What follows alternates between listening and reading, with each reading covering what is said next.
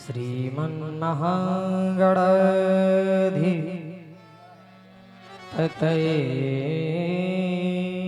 नमः। श्री परमात्मने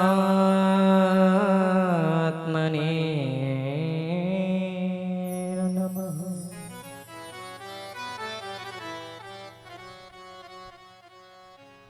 सिया राम मैं सब जग जानी,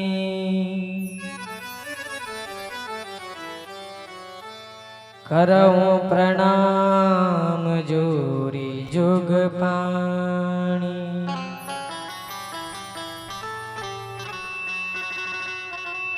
ताके जुग पद कमल मनावूं, जास कृपा निर्मल मति पावं।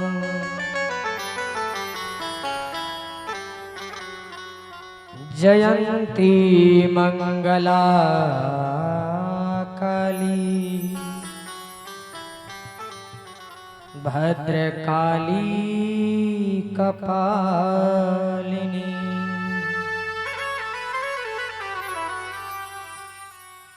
दुर्गा क्षमा शिवा धात्री,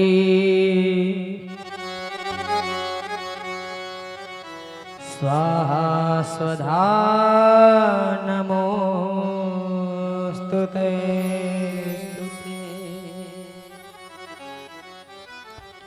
स्वाहा स्वधा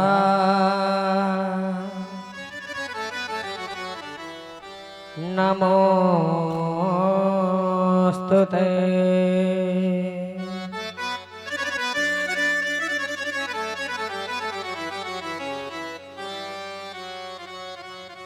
बोलिए अनंत बलवंत संत श्री हनुमंत लाल की। बोलिए बांके बिहारी लाल की। बोलिए अपने अपने गुरुदेव भगवान की। बोलिए अपने अपने माता पिता।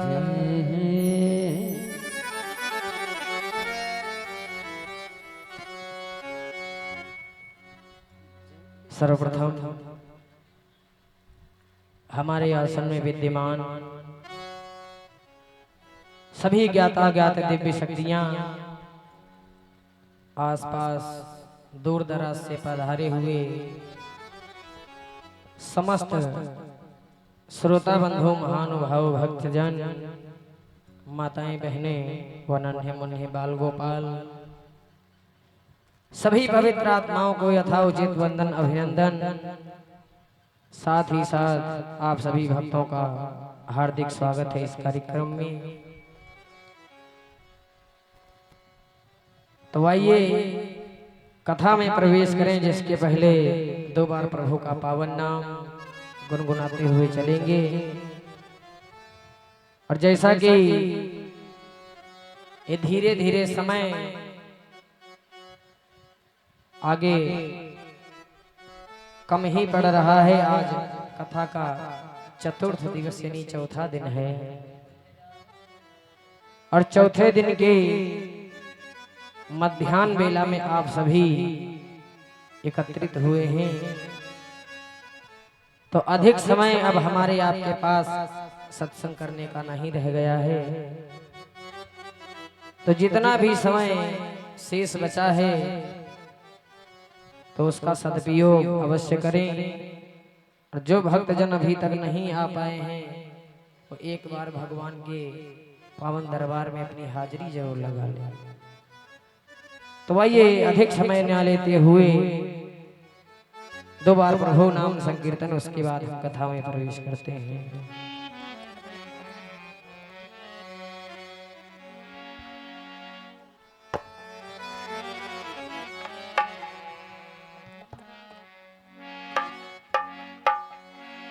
अरे सीताराम सीताराम, अरे सीताराम कहिए, सीताराम सीताराम, अरे सीताराम कहिए, जाहि विधि राखेरा ताहि विधि रहिए। सीताराम सीताराम, सीताराम कहिए, जाहि विधि राखेरा ताहि विधि रहिए। सीताराम सीताराम, सीताराम कहिए, जाहि विधि राखेरा ताहि विधि रहिए। सीताराम सीताराम, राम कहिए, जाहि विधि राखेरा ताहि विधि रहिए। ताहि विधि रहिए, ताहि विधि रहिए, ताहि विधि रहिए, ताहि विधि रहिए। सीताराम सीताराम, सीताराम कहिए, सीताराम सीताराम, सीताराम कहिए, जाहि विधि राखेरा ताहि विधि रहिए। सीताराम सीताराम, सीताराम कहिए, जाहि विधि राखेरा ताहि विधि रहिए। सीताराम सीताराम, हो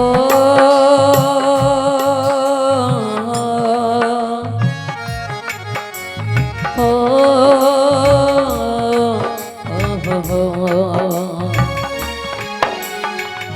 सीताराम सीताराम, सीताराम कहिए, जाहि विधि राखेरा ताहि विधि रहिए।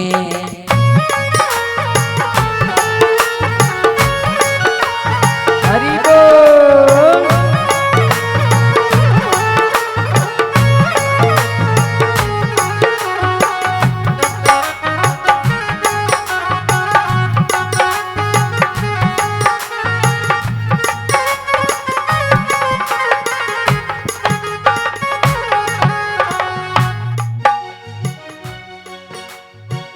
हरि मंगल भवन अमंगल हारी, मंगल मंगल मंगल भवन अमंगल हारी। ओ मंगल भवन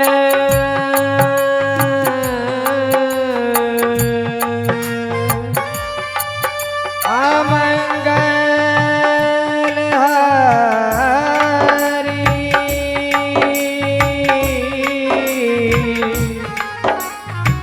अमंगल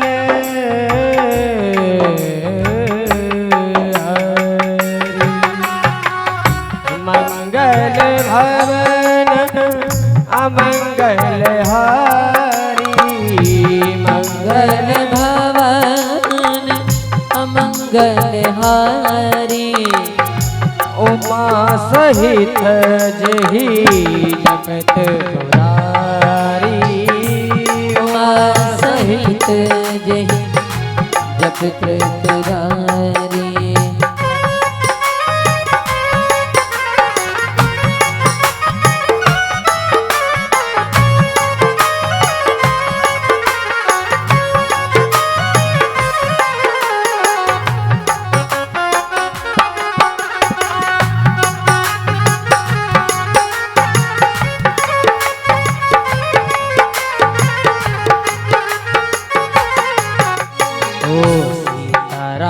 सीताराम सीताराम कहिए, जाहि विधि राखेरा ताहि विधि रहिए।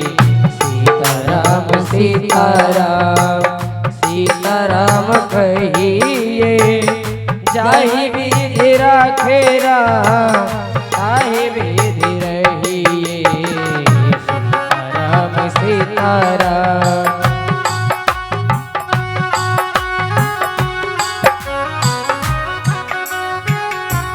हरिओ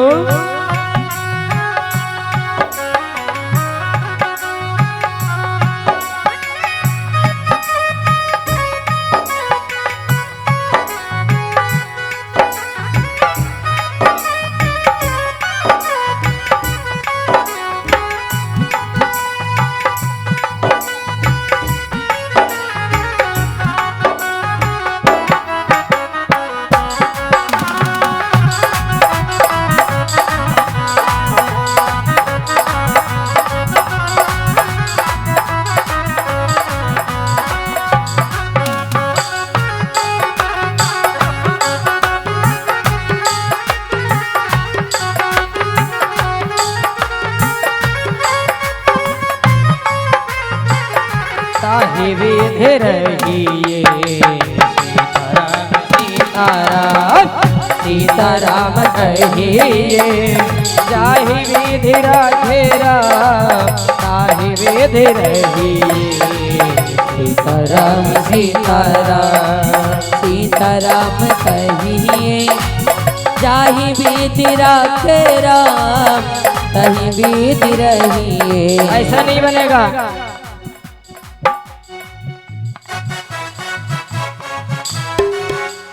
ऐसे नहीं बनी तो बनी कैसे समझेगे भैया? फिर से बताओ एक बारी। 4 दिन हो गए बताओ कैसे बनी? छाप लोग बताओ कैसे बनी?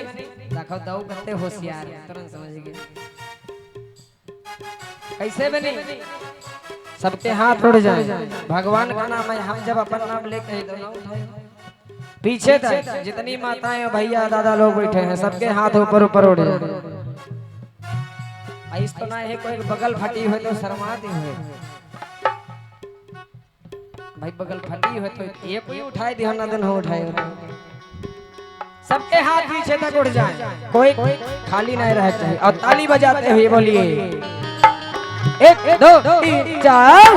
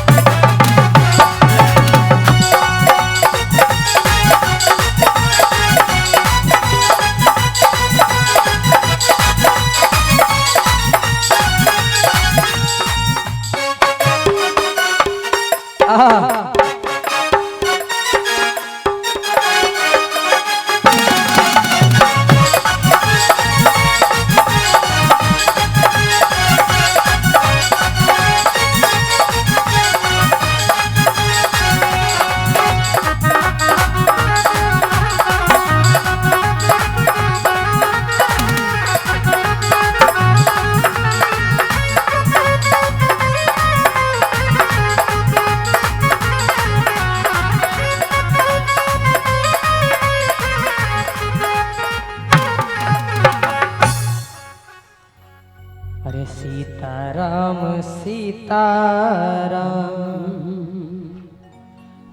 और सीताराम कहिए जाहि विधि राखे राम ताहि विधि रहिए। बोलिए भक्त वत्सल भगवान की जय हो। बोले बांके बिहारी लाल की जय हो। बहुत बहुत धन्यवाद आप सभी भक्तों का। तो आइए अधिक समय ना लेते हुए रात्रि की वेला में आप सभी भक्तजनों ने बहुत ही दिव्य पावन कथा का रसपान किया है। पाप और नाम, जैसा कि शाम की बेला में मैंने आपको बताया कि पाप चाहे जान के हो और चाहे अनजाने में हो जाए, उसका फल आपको अवश्य ही भुगतना है। और नाम, अजामिल ने अपने बेटे का नाम नारायण लिया था, जिंदगी में इसने कभी भगवान का ना ही भजन किया और ना ही पूजन किया। अंत काल में इसने अपने बेटे का नाम नारायण लिया। वो नारायण तो नहीं आए, लेकिन वो नारायण उनके पार्षद जरूर आ गए। तो एक बाण के छुटते खन घायल हुई गए चारे। तुलसी जरा बिचारिए तीन पुरुष एक नारी। बाण लगत खन एक मरा, अरे तुई सुनी मरे संदेश। अरे तुलसी चौथा तब मरा, जब दो गए विदेश। तो महाराज दशरथ ने अनजाने में ही शब्द भेदी भार छोड़ा था। जानबूझ के थोड़े ना मारे रहे, लेकिन वैसे ही तड़प तड़प के मरना पड़ा। और नाम की महिमा भी मैंने आपको बताई कि नाम की महिमा न खाली जाएगी, ये हवा अपना असर दिखलाएगी। आग छूले जान कर या भूल कर, देह जलने से न बचने पाएगी।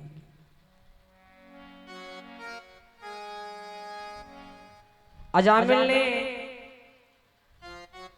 यही समझ लीजिए कि अनजाने में ही भगवान का नाम ले लिया और करोड़ों करोड़ों जन्मों के पाप नष्ट हुए, उसको सदगति मिली। ये दिव्य पावन कथा महाराज सुखदेव जी श्री परीक्षित जी को सुना रहे हैं। और शाम की बेला में आप इस कथा को श्रवणपान कर चुके हैं। अब आइए महाराज सुखदेव जी महाराज श्री परीक्षित जी को ये दिव्य पावन कथा धीरे धीरे सुना रहे हैं। नवम और दसम स्कंध में पहुंच रहे हैं।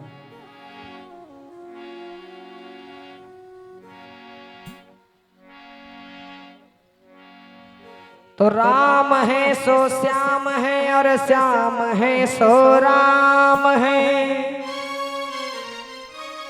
और राम ही से श्याम है भैया, श्याम ही से राम है। 2 in 1। वह कन्हैया विष्णु है, वह राम है, हैं एक ही, लेकिन अपने भक्तों के लिए रूप अनेकों प्रकार के भगवान रख करके आते हैं। तो महाराज सुखदेव जी ये दिव्य पावन कथा सुनाने जा रहे हैं कि आखिर में ये सूर्यवंश और चंद्रवंश, जब वंश एक ही था तो ये वंश दुई कैसे बने।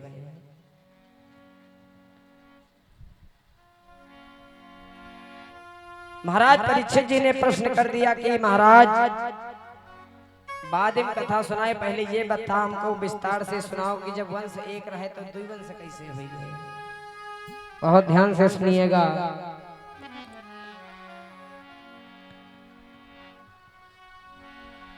जब सूर्य वंश था, इस चंद्रवंश कहां से आया? तो इनमें रिश्ता कौन सा है? सूर्य और चंद्रमा में चाचा और भतीजे का रिश्ता है।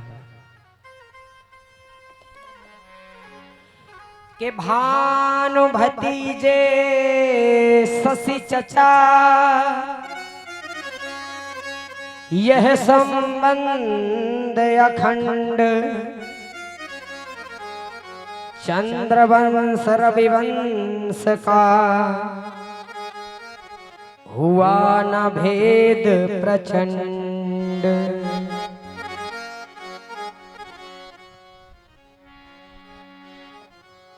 तो सूर्यवंश में एक राजा हुए हैं जिनका नाम है श्राद्ध देव। तो इनको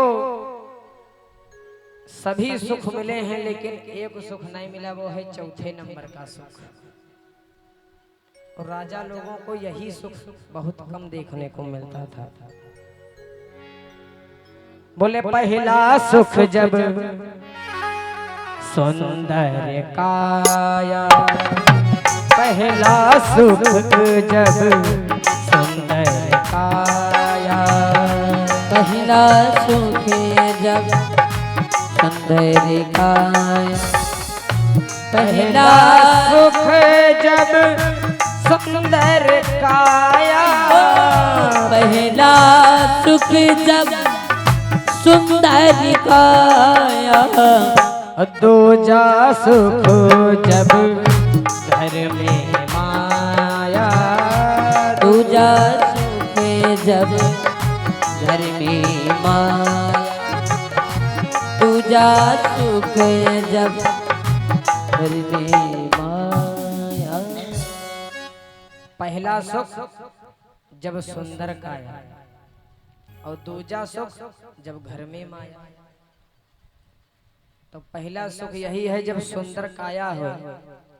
अब सुंदर काया क्या मतलब यूं नहीं है कि कहा हम बहुत भाई काले हैं तो हम बेकार हुई गए। इस सुंदरता से यहाँ पर वर्णन नहीं किया गया। सुंदरता का मतलब है तुम्हारे शरीर में यहाँ किसी प्रकार के कोई रोग ना हो। कोई क्या कहते हैं सुंदर काया। इस सुंदरता से कोई मतलब नहीं, गोरे काले वाली सुंदरता से कोई मतलब नहीं है। ऐसे मेरे राकेश भैया खाली फर्जी मत इतना रुपया बर्बाद करे दे रहे हैं अपने फेशियल में, तब हम गुराए नहीं रहे हैं।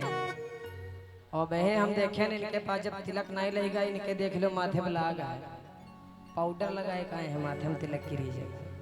पाउडर मतलब तिलकों में चल रहा है। इनकी कत्ती बेइज्जती करो लेकिन माने वाले तब हो नहीं।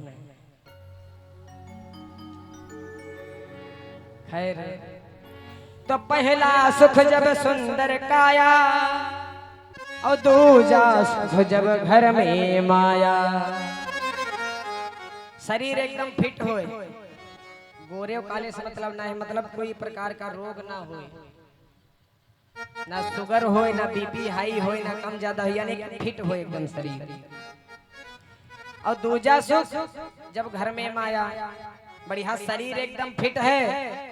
अब 10-50 हजार रुपया हर समय जेब में रहता है, क्या कहने की बात। और तीसरा सुख, तीजा सुख पतिव्रता नारी। तीसरा सुख यह भैया कोई कोई के देखा मिलत है, पतिव्रता नारी आजकल तो रामाय मालिक है। पतिव्रता नारी का मतलब क्या है कि कभी अपने पति के यहाँ चौकी बिलना दिखावे ना, जो नियम मालूम है कोई पतिव्रता होती है। और चौथा सुख सुत आज्ञाकारी। चौथा सुख सुत आज्ञाकारी हो, यानी बेटा आज्ञाकारी हो। और पंचम सुख पंचन की आशा। और छठा सुख नगर माँ बासा। 6 प्रकार के सुख हुई। पंचम सुख पंचन की आशा मतलब 5 लोगन का समाज में आप सम्मान करो, और जौनी महफिल में आप पहुंच जाओ तो तुरंत फट से तुम्हारे लिए कुर्सी छोड़ दी, आओ पंडित जी, आओ वर्मा जी, आओ ठाकुर साहब। बहुत बढ़िया बात हो कि 10 लोगन के बीच में तुम्हारे लिए कुर्सी छूट जाए। पंचम सुख पंचन की आशा। और छठा सुख नगर माँ बासा। यह सुख भैया कोई कमजोर सुख नहीं है। छठा सुख नगर माँ बासा। अगर पड़ोसी से बढ़िया निपट रही है तब तो तुम भागवत सुनाई चली आओ, कोई दिक्कत ना है, ताला डरो चाहे ना डरो। और पड़ोसी से अगर बर नहीं रही है तो तुम भागवत सुनाई, पता लगे टीन उन हटा के तुम्हारे कंडा उंडा सब भल ले जाए। पहले जितना हो सके पड़ोसी से भी बनाए के रखो। अच्छा, यह बात बिल्कुल लागू हुई रही है। अगर चारों तरफ तुम्हारे बढ़िया संबंध हैं, आगे वाले पीछे दाएं बाएं सब पड़ोसी बढ़िया हैं, तुम्हारे निपटत है, कहूँ जल्दी में हाँ तुमका जाना हो तो कह दो दादा तुम हमारे घर देखे रहे हो हम बहुत जल्दी में, और 4 बार तुम लाठी चलाए हो तो जौनो ही पाए कहो कोई सिलेंडर खोल ले जाए, कहो तुम्हारे चिम्मच चुराए ले जाए, कहो कंडे के बठिए पूरी गायब कर दे। यहाँ एक सुख है गांव में है। अब सुख की बात आएगी तो एक जगह बताए दे राजू भैया जाना थे, हम लोग गए थे एक बार बाराबंक की कथा कहने और एक गांव में, और छोटी मोटी हस्ती नहीं, उनका लड़का रहे का बैंक में यहाँ मैनेजर। पहले दिन की कथा भाई तो खाली कत्ते लोग बैठे सुने, उनके पिताजी और बूढ़ा माँ और भैया और उनकी पत्नी और उनकी बिटिया 5 लोग। तो हम कहे पहले दिन की कथा है, अत्ते लोग बहुत है। दूसरे दिन फिर बत्तन जले, तीसरा दिन फिर बत्तन जले। तो हम कहे तो कथा के नियम के बाहर जा ही रहा है भाई। तीसरे दिन से तो महफिल बड़ा ही लागल, यहाँ 5 के ऊपर छठा आदमी नहीं दिखाई रहा है। हम कहे बात का है। अब धीरे धीरे पता लगी कि कोई से बनता ही नहीं, गांव भरे में तो ये झगड़ा करे। तो हम कहे भैया का 5 के आदमी 10 ना हुई है पूरी कथम का। तो कहला महाराज कथा सुनावे हो तो सुनाओ, पेमेंट पूरी हम तुमका दियावे करी, और ना हो तो हमारे 20 भैंसी बांधिए, कहो तेरे खोलिक बांध दिया वह सुने। तो हम कहन भैया भैंसी तुम ना बांधवे, हम तुम्हें 5 ही जने कथा पूरी सुनाए। यह बात हकीकत है, बिल्कुल सत्य है। तो कुछ लोग ऐसे ऐसे श्रोता मिल जाते हैं, कहो कहो गाँवों ऐसे मिल जाते हैं। बोले गोविंद भगवान की जय। तो पंचम सुख पंचन की आशा और छठा सुख नगर माँ बासा। गांव घर में निपटना यह बहुत बड़ा सुख है। और वही के बाद जब भगवान की कथा सुने के यहाँ मिल जाए, ये सब झंझटा बाद से जब बाहर निकलो, यू 7वें नंबर का सुख है। तो अपनी कथा में रहिए। सूर्यवंश में एक राजा हुए हैं जिनका नाम है श्राद्ध देव। इनका सब तो सुख मिले हैं, राजा हैं, सुख संपत्ति है, सब कुछ है, पत्नी भी है, सब कुछ है, लेकिन इनके पास संतान नहीं है, वही से बहुत परेशान है। तो इनकी पत्नी एक दिन कहती है, हे पतिदेव, हे राजा साहब, अरे कुछ करो ताकि हमको कोई संतान रहे, ना भैया तो बिटिया मिल जाए, वंशहीन तो ना रहे हम लोग, कोई तो हो आगे पीछे। तो महाराज श्राद्ध देव कहते हैं ठीक है, हम लोग चलेंगे गुरु जी के पास, गुरु वशिष्ठ जी के पास हम लोग चलेंगे अपनी अरदास को लगाने।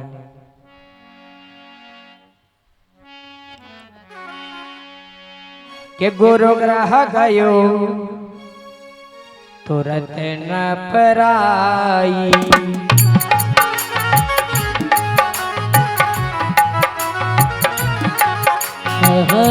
गुरु ग्रह गयो तुरंत न पराई, गुरु ग्रह गयो तुरंत न पराई, गुरु ग्रह गयो तुरंत न पराई, और चरण बंदी करी विनय सुनाई, चरण बंदी कर विनय सुनाई, चरण बंदी करी विनय सुनाई।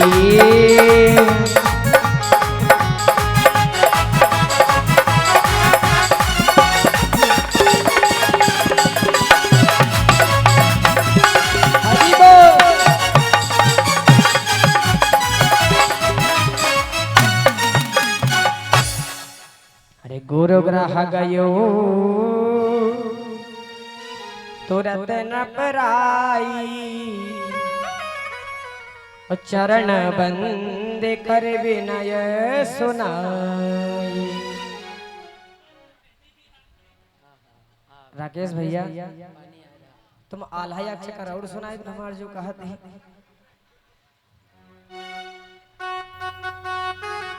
रात में यहाँ सुनाई ना है तो हम रात भर सोए नहीं पाए, हम लिहे हम किल्ले लगावा करे नहीं। तो वह कहती आग दे और सुना दो पंडाल हमरे ऊपर गिरी जाए चक्कर।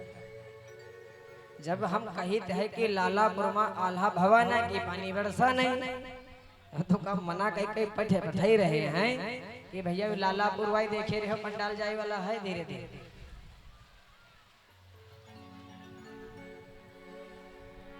बोलिए बोलिए बोले भगवान की जय हो।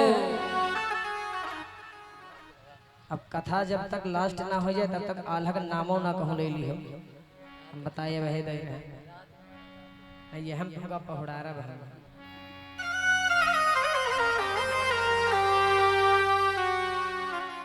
श्राद्ध देव अपने गुरु वशिष्ठ जी के पास पहुंचे और कहा भगवान थोड़ी सी हम पर कृपा करो, या तो अपना जादू कुछ दिखाओ, हमको एक पुत्र चाहिए।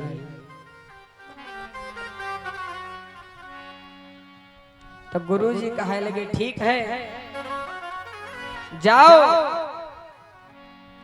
एक यज्ञ की व्यवस्था सब करो, तैयारी करो, बहुत बड़ा एक यज्ञ का प्रोग्राम रखो, तुमको संतान मिलेगी।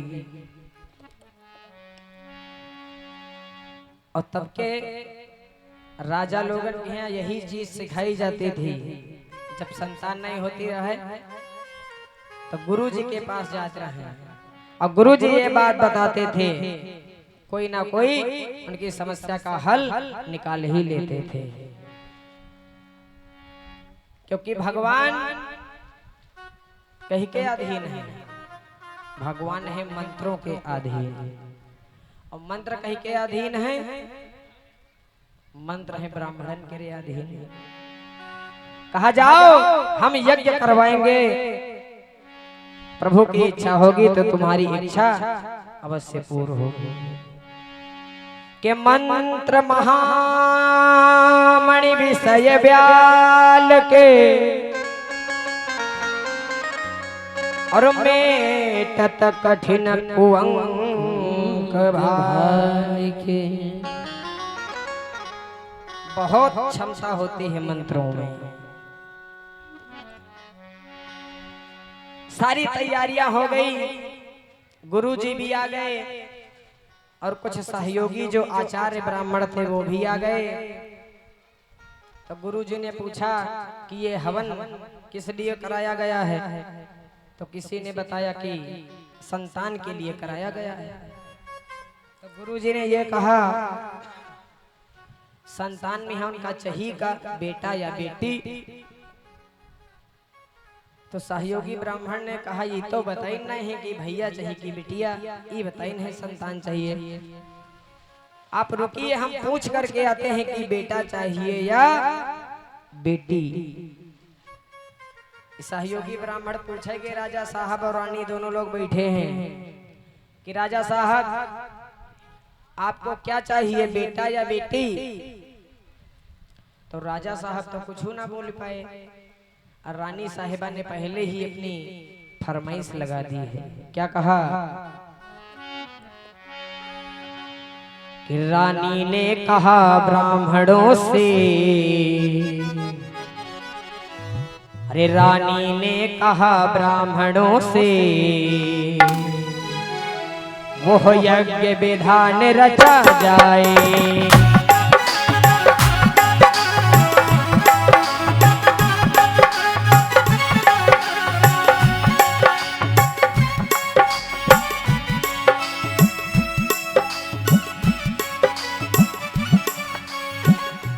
जैसे ही पहुंचे तो राजा साहब कुछ नहीं बोल पाए।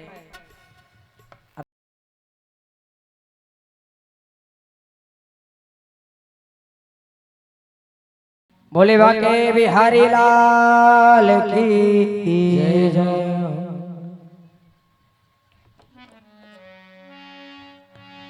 तो रानी ने कहा ब्राह्मणों से वह यज्ञ विधान रचा जाए। जिसके द्वारा मेरे घर में सुंदर सुकुमारी प्रगटाए।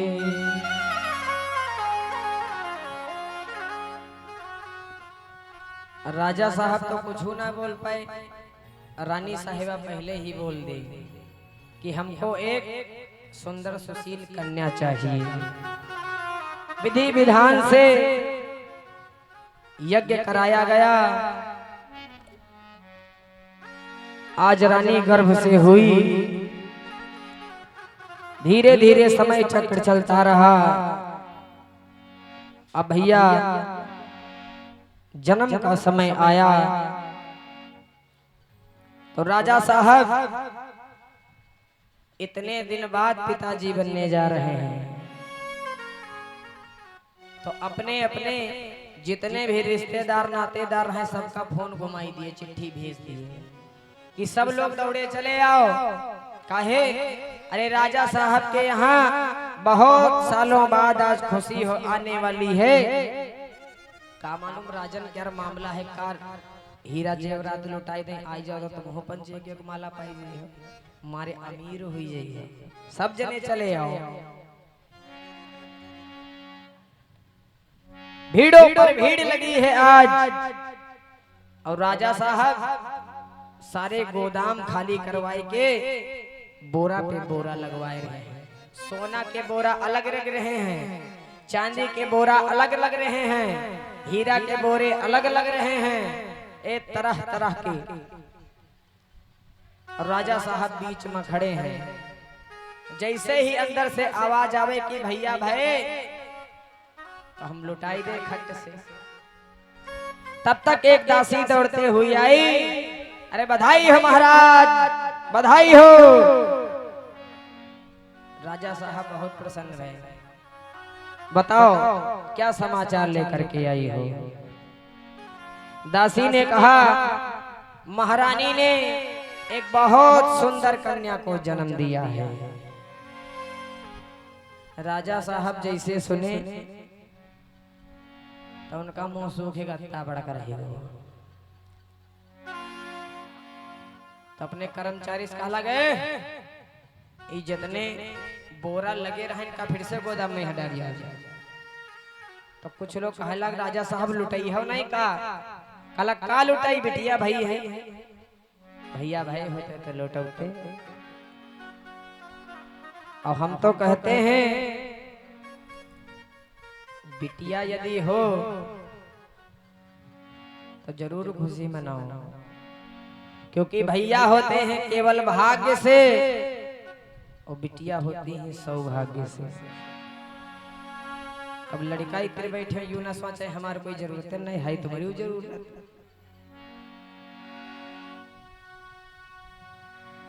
बिटिया सौभाग्य से होती है। कहों कहों पर तो हम लोग देखे हैं, एक बात नहीं है, यस इधर वाली बात है। राकेश भैया किधर वाली? सीतापुर सिधौली, कहीं कहीं पर अम्मा लोग हैं जनी घर की बूढ़ी होती है। मान लिया एक बिटिया हुई तो कोई बात नहीं, और दूसरी फिर से बिटिया हो गई तो घर की बूढ़ी माँ बैठी है कहाँ? घर की चौखट पर मुंह लटकाए के।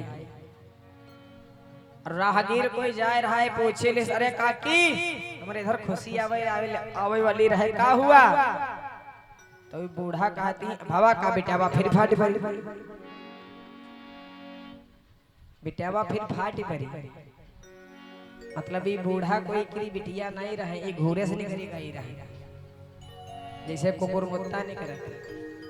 अरे तुम हो तो कोई बिटिया रहो, सम्मान करिए, क्योंकि मैंने बताया बेटा होता है सिर्फ भाग्य से और बिटिया होती हैं सौभाग्य से। और इतना ही नहीं, भैया तुम्हारे कितने दिन हैं जब तक उनकी चाई मई ना हो जाए, यानी शादी। और जौन दिन उनकी शादी हो गई वह दिन तुमसे अलग हुई और ना मानो तुम्हारे परिवार से अलग, और ना मानो तो नई नई शादी तो होते ना, कोई से जाके पूछ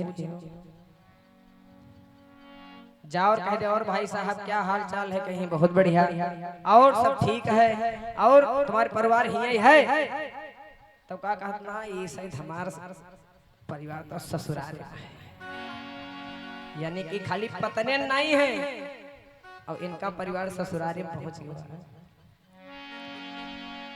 ये बात गोस्वामी जी बहुत पहले लिख दिए कि परिवार में है कब तक तुम्हारे है लड़का कि सुतमा नहीं मात पिता तबलो और अबलान दीख नहीं जबलो और ससुरार प्यारी लगी जब ते और रिपु रूप कुटुंब भयो तब ते।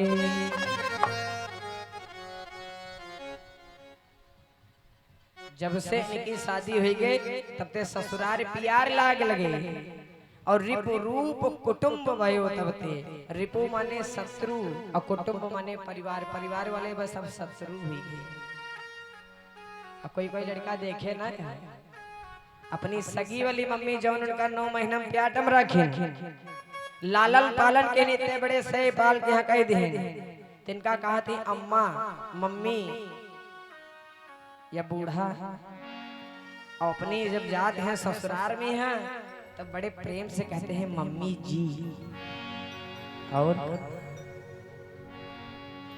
तो भैया तुम्हारे करते दिन जब तक उनकी शादी ना हो जाए, और बिटिया जब तक हिया रही हैं तब तक तुम्हारा ख्याल रखी है। पापा के यहाँ कब देखन भोजन की जरूरत, बिटिया की बड़ी टेंशन पापा आए नहीं, कत्ते खन बाबा के यहाँ दवाई लेनी है, कत्ते खन सोई है, कत्ते खन बिस्तर लगाना है, यानी अनेक प्रकार की फिक्र बिटिया को लगी रहती है। पिताजी कब क्या करेंगे फिक्र में बैठी रहती है। और भैया भैया का है आजकल के दे दे गाड़ी ये बेल रहा चले गए तो कहा सांझी घूमे कहीं बप्पा खाए चाहे ना खाए, है ना। कहने का भाव बिटिया जितना ध्यान रखती हैं घर परिवार में माता पिता का, उतना भैया लोग नहीं रखता होते। और भैया की शादी करे तो तुम्हारे परिवार से बाहर हो गए, और बिटिया की शादी तुम दुनिया के कोई छोर में कर दे। जब पूछा जी है बिटिया तुम्हारा मायका कहाँ है, तो बिटिया तुरंत उंगली उठा के कि हमारा मायका वहाँ है। और एक बात ससुराल की कितनी से कितनी कीमती साड़ी लेके आओ और कहीं देखो या ठीक है, कहीं है तो ठीक। और वही के बाद मैके वाली मार्किन वाली जो कोई नहीं पूछती वही का नहीं करी है, वही के बाद वही का दो का मिलाई है, कहीं है तो लेकिन एक टक्कर की नहीं है, मतलब मैके के कोई टक्कर ही नहीं होते।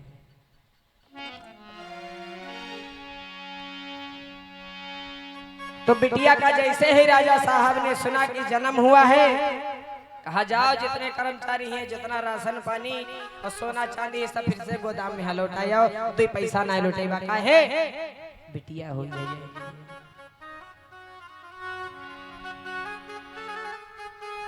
तो कहा अब क्या किया जाए, तो कहा पता नहीं कैसा गुरुजी ने यज्ञ करा दिया कि बताओ बिटिया पैदा हो गई। तो कहा हम जाएंगे गुरुजी के पास कि बिटिया या हुई कैसे। अब ये लोग गुरुजी के पास पहुंचे और कहा गुरुजी आपने कैसा यज्ञ कर दिया, बताओ हमारे यहाँ बिटिया पैदा हो गई। तो गुरुजी कहला राजा साहब आप तो इतने महान हो, इतने ज्ञानी हो, और तुम हो बताओ भैया और बिटिया में यहाँ भेद समझते हो, जैसे बिटिया तैसे भैया। तो राजा साहब कहे लगे बात ये नहीं है गुरुदेव, लेकिन मैंने सुना है इसलिए कहता हूँ बेटा क्यों जरूरी है कि पुत्र बिना संसार में कौन करे जलदार। जलदान।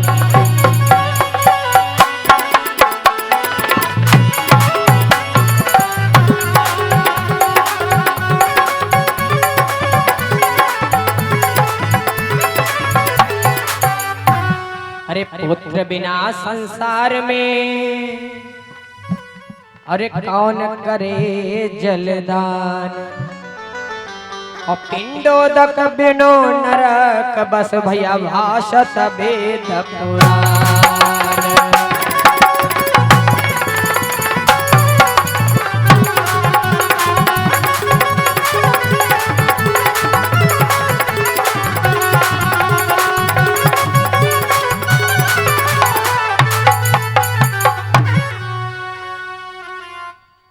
क्या कहा कि पुत्र बिना संसार में कौन करे जलदान। क्योंकि जब पिताजी मर जाते हैं तो ये जो 10वां 13 वाला प्रोग्राम होती भैया के हाथों होते। और पिंडोदक बिनु नरक बस भाषत वेद पुराण। वेद पुराण कहते हैं अगर भैया के हाथे से हमका पिंडदान ना मिला तो हमका उद्धार ना हुई पाई।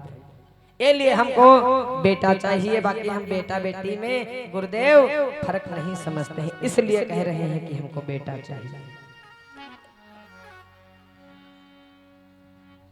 तो कहा यदि आपके अंदर कोई चमत्कार है तो वो हमका दिखाओ, या तो फिर दूसरा हवन कराओ, यज्ञ कराओ, और अब की बार बेटा हो ऐसा संकल्प पढ़ो।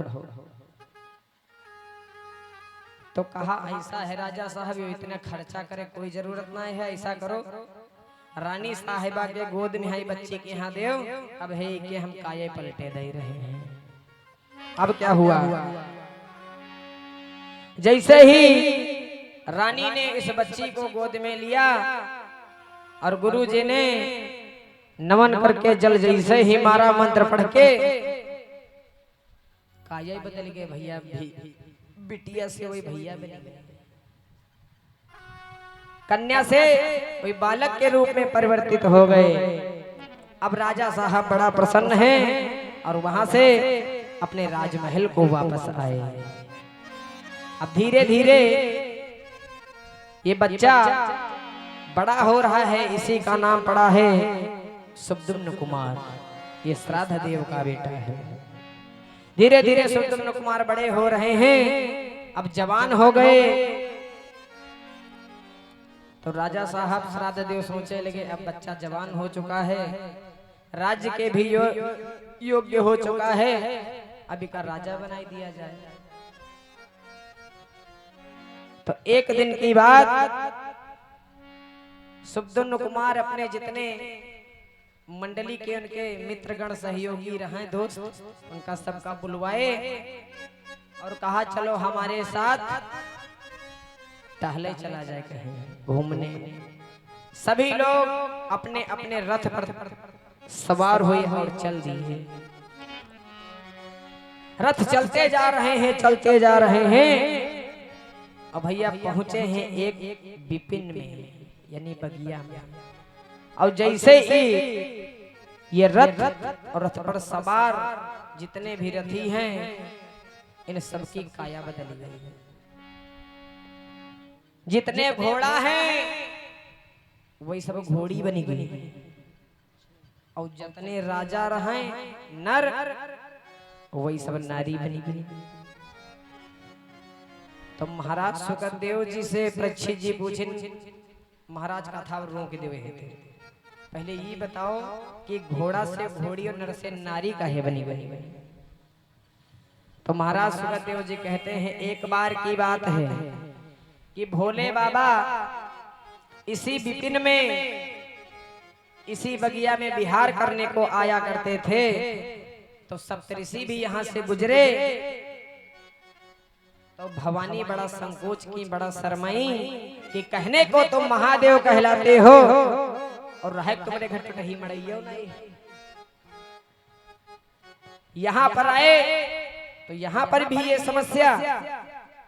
तो भोले बाबा कहा अगर हमरे पुरुष वर्गन से तुमका तकलीफ है तो हम शराब ही बगिया दे रहे हैं कि आज के बाद यदि कोई पुरुष वर्ग का इस बगिया से गुजरेगा तो वो तुम्हारी पाल्टी में हुई जाए।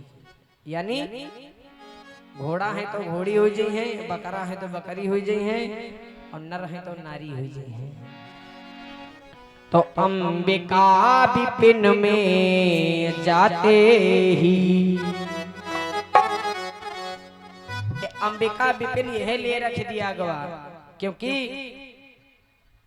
माँ भवानी यहाँ पर आया करती थी। कहा आज तुम्हारे नाम से यह बगिया पड़ गई, जो कोई पुरुष वर्ग का कोई यहाँ से निकलेगा तो तुम्हारी पाल्टी में चला जाए। अरे अंबिका विपिन में जाते ही, अरे वो नर से नारी बन जाता है। अंबिका विपिन में जाते ही नर से नारी बन जाता है। अंबिका विपिन में आते ही, वो अंबिका विपिन में आते ही नर से नारी बन जाता है। और भैया या यूं कहिए शंभू के सिवा, या यूं कहिए शंभू के सिवा वहाँ नर न ठहरने आता है। या यूं कहिए शंभू के सिवा।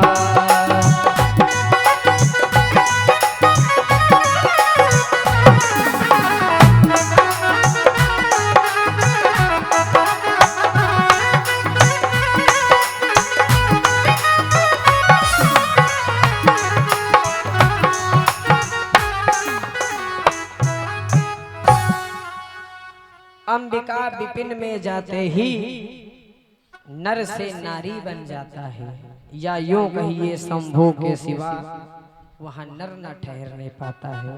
भोले बाबा ने इस बगिया को श्राप दिया था, इसी कारण से जितने घोड़ा रहे वही सब घोड़ी बन गए, और जितने नर रहे वही सब नारी बन गए। तो एक दूसरे को देख के यहाँ बहुत हंसी रहे हैं। कहते हैं का बात, कहने बात का है तुम बहुत नीकी लगती हो, यह बदे हंसी थे। अब उनके समझ में थोड़े है ना रहा, जब शीशा उठाए के देखिए तब तो पता चली कि हम हूँ नारी है। तो एक दूसरे को देख देख के हंस रही है। कहती तुम काहे हंस रहे हो, कहने हंसे हम यही ले तुम बहुत नीकी लगते हो। अब जब धीरे धीरे भेद खुला कि हाय दादा अब क्या होगा, ये तो पूरी काये पलट गई।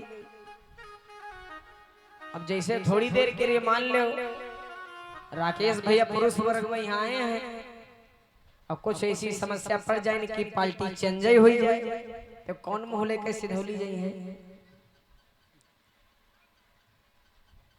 आप लोग बताओ कौन मोहल्ले के जाए हैं? तो एक दूसरे को देख के कहते हम नहीं सुंदर हो तो का तुम सुंदरी हो। और जब देखा कि सब छीछा लेदर एकदम से हुई गई है सब नारी, और जितनी घोड़ा रहा भाई सब घोड़ी हुई गई। अब भैया सब रोबो पिटाओ चालू होगा। दादा हम कौन मोहल्ले के घर जइबा जइबा तो बताइबा का कि यू सुने रहन के मान लिया वही हमारा शर्ट ले गए हम उनका पहनिया, वही हमरे कपड़ा ले गए वही पहनिया, हमारी गाड़ी रह गई गाड़ी बदले में ले जाए। लेकिन ये तो पूरा डिपार्टमेंट ही चेंज है। का हम समझाइबा कौन मुंह लेके हम जाई घरे, सब रो रहे हैं। और सबसे ज्यादा दुखी है राजा साहब। अब हम कैसे अपने दरबार में यहाँ बैठे भी श्रृंगार करके कहीं राजा साहब तो रानी हुई। सब रो रहे हैं भैया। तब तक वहां पर जंगल में एक कुटिया दिखाई पड़ी। तो सब लोग कहे लगे चलो कुटिया वाले चला जाए, हो सके कोई उपचार हो ही जाए। सभी लोग कुटिया में गए। तो राजा साहब कहे लगे तुम लोग यहाँ बैठो, हम अंदर जाए के देखी कोई होए तो कुछ बातचीत की जाए। तो याग समस्या तो रही भाई करे, और दूसरी समस्या के अंदर याग बैठी है। अब क्या हुआ, जब राजा साहब अंदर गए, वहां पर बैठे हैं कौन? देवराज इंद्र के बेटा हैं और देव गुरु बृहस्पति की पत्नी तारा के गर्भ से इनका जन्म हुआ है तो पत्नी बृहस्पति की, लेकिन पुत्र हैं ये इंद्र के। इनका नाम है बुद्धदेव, ये है बुद्ध महाराज। ये बैठे हुए हैं बहुत सुंदर, और राजा साहब पहुंच गए नारी के भेष में। यहाँ यहो बहुत सुंदर, आहा जैसे ही एक दूसरे को देखा, पहले तो याग समस्या रहबे करे, याग समस्या और खड़ी हुई गई। अरे एक पर एक कर नजर पड़ी, और एक पर एक बलिहार हुए, उन नारी रूप नरेश्वर के बुद्धदेव वही भरतार हुए। जब याग दूसरे को देखें तो पसंदी को सुनता होगा तो कहें तुम हमसे बिहाव करेंगे। लियो कहाँ राजा साहब रहे, कहाँ नारी बने और बिहावा हुई गई। नहीं नहीं बहुत करी, लेकिन होएगा शादी बिहाव। अब जब शादी हुई गई तो अब सब लोग जंगल में है, कौन मुँह लेके अपना अपना घर का जाए। धीरे धीरे समय चक्र चलता रहा, तो जो राजा साहब नारी बने रहे, भगवान की कुछ कृपा हुई तो याग बच्चे कोई महतारी बन गई। और जब महतारी बन गई तो यह बच्चे का नाम पड़ा है पुररवा। अब धीरे धीरे वो बच्चा 2-4-5 साल का हुआ, तो जैसे हम लोग बैठे हैं ऐसे ही सब सभा लगी हुई थी, क्योंकि कोई तो घर गया नहीं था। ऐसी अवस्था में जाइए कहाँ पावे, सब बेचारे मुंह छुपाए जंगल में बैठे हैं, कौन मुंह लेकर घरे जाए। तब तक उधर से खेलता हुआ पुररवा वही छोटा सा बच्चा आया दौड़ता हुआ, और राजा साहब वह जो रानी के बेस में यहाँ हैं, मम्मी मम्मी करके वो गोद में बैठ गया। तो जो उनके साथी संगी रहे वही कह लगे, वाह राजा साहब बहुत बढ़िया। वैसे एक बात कहें,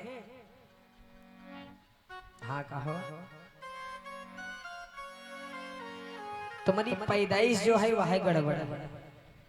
मतलब कहें जब तुम पैदा भय रहो तो तुम कन्या रहो।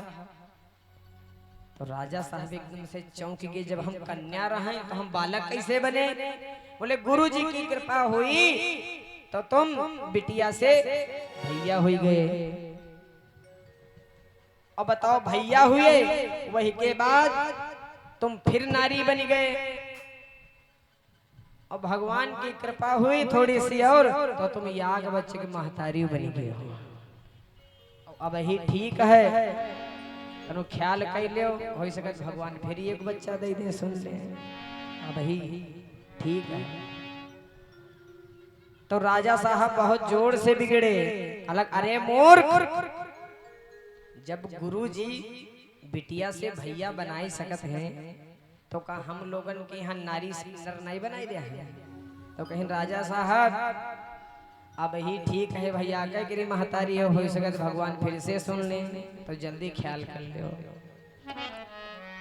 अब ये सारे मरीज गुरु जी के पास जा रहे हैं गुनगुनाते हुए, वहां वही मरीज जा रहे हैं, और यहाँ हम सभी लोग अपने अपने गुरुदेव भगवान का ध्यान करते हुए भाव के साथ में बोलेंगे कि मेरा कोई ना सहारा बिन तेरे, मेरा कोई ना सहारा बिन तेरे, गुरुदेव संवरिया मेरे, मेरा कोई ना सहारा बिन तेरे, गुरुदेव संवरिया मेरे।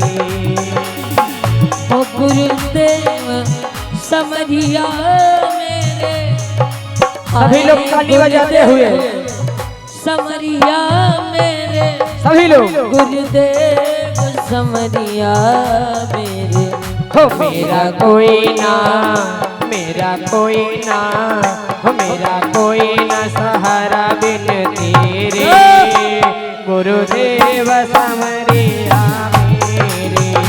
मेरा कोई ना सहारा बिन तेरे, गुरुदेव समरिया मेरे।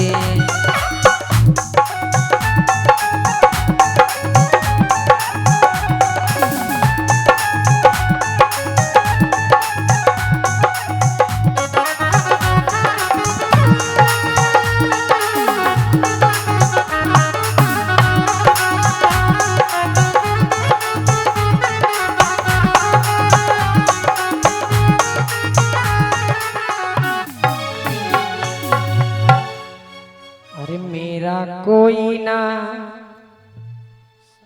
सहारा बिन तेरे,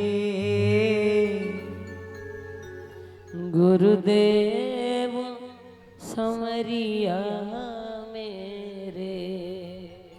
बोले भक्त वत्सल भगवान की जय हो।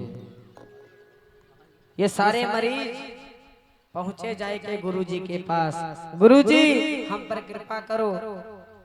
तो गुरुजी कहे लगे बेटा, अपने नेत्रों को बंद किया, कहा लगे यो मैटर हमरे बस का नहीं है। क्यों? ये भोले बाबा का दिया हुआ श्राप है, हमरे बस की बात है नहीं। तो कहा भोले बाबा के द्वारा ये श्राप लगा है, लेकिन कुछ तो आप हमारी मदद करो, आपकी हम शरण में आए हैं गुरुदेव। तो गुरु जी ने माता जी को ध्यान किया, माता जी प्रकट हुई और कहा माँ ये बच्चन का कल्याण कर दो। तो माँ ने कहा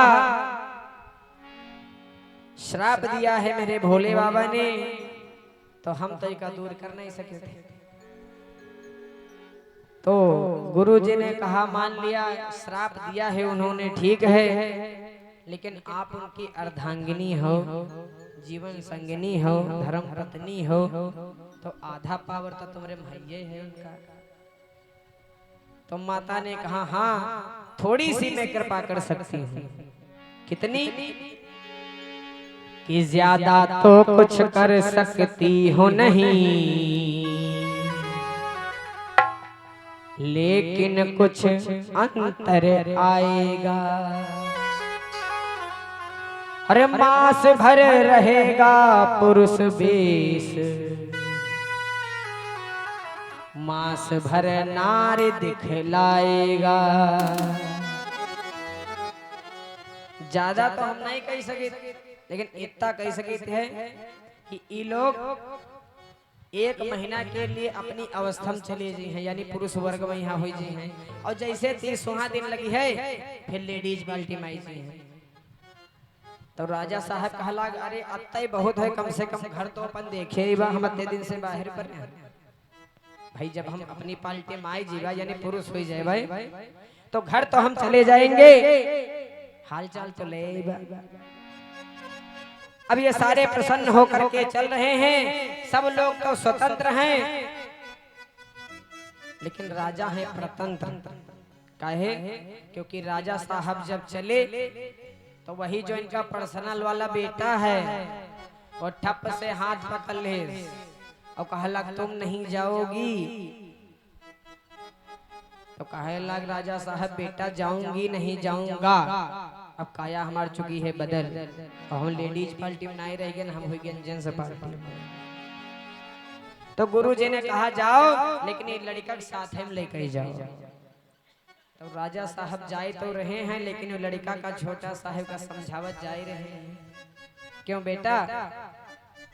जब वहां पर पूछा जाएगा कि राजा साहब तुम्हारे कौन है, तो लड़का बिगड़ी पर कहा कौन? कहा तुम मम्मी आओ हमारी, बताई दीवा मम्मी कहने हाय बेटा हिये से हमारे कटी जाई कहूं यो कहीं ना दी है। तो फिर का कही?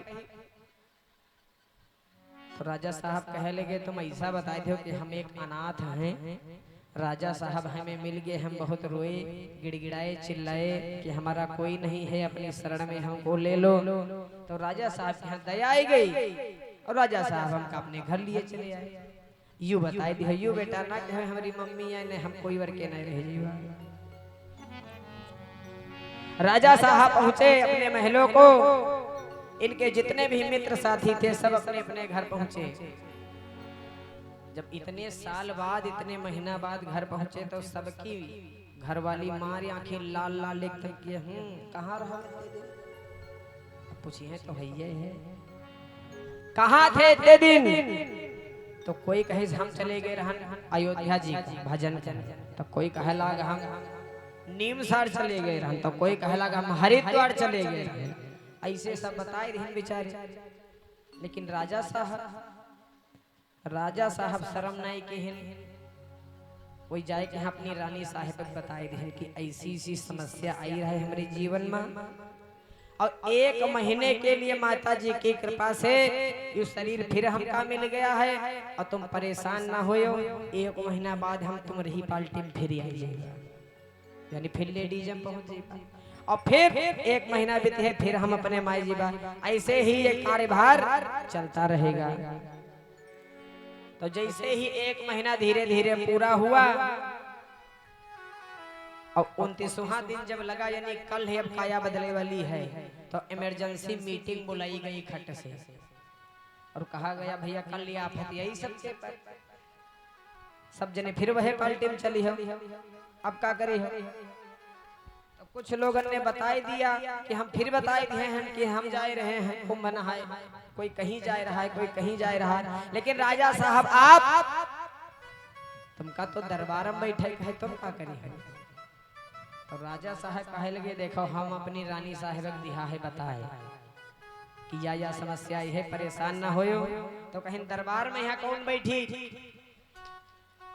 तो राजा साहब कहे लगे दरबार में यहाँ हम बड़ा बड़ा लिख के पोस्टर लगवाई दिए हैं कि राजा साहब बहुत विशेष काम से 1 महीना के लिए विदेश जा रहे हैं, और जब कहूँ ने चुपके घरे बैठ रही, और जब हमारे काया वही वाली आई जा रही तब हम फिर दरबार में बैठे लगे।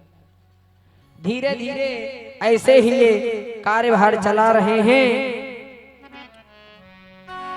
अब यहीं से 2 वंश चलने जा रहे हैं।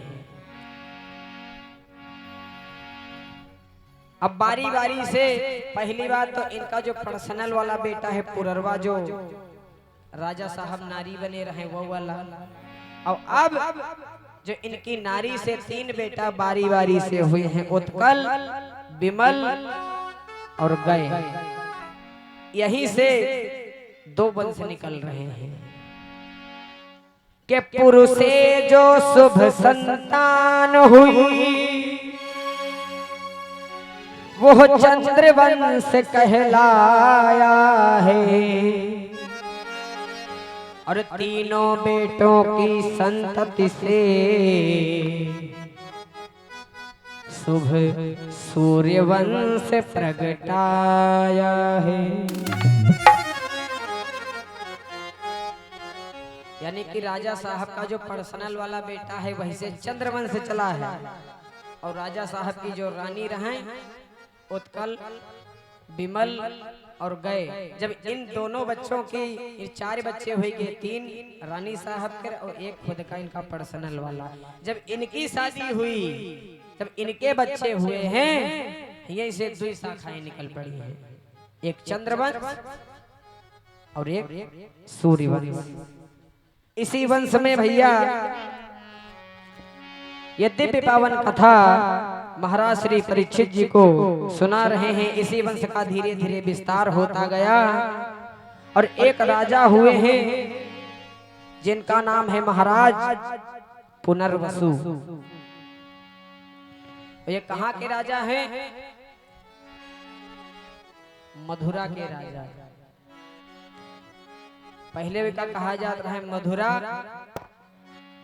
फिर धीरे धीरे वह कि यहाँ कहा लगा मधुपुरी, और वही के बाद जब परिवर्तन हुआ था उसी देश को हम लोग, उसी शहर को हम लोग मथुरा के नाम से जानते हैं।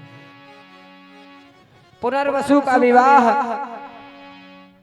काश्या के साथ में होता है, और इनके जो है 2 संतानें हुई हैं, बड़े बेटे का नाम है उग्रसेन और छोटे बेटे का नाम है देवक।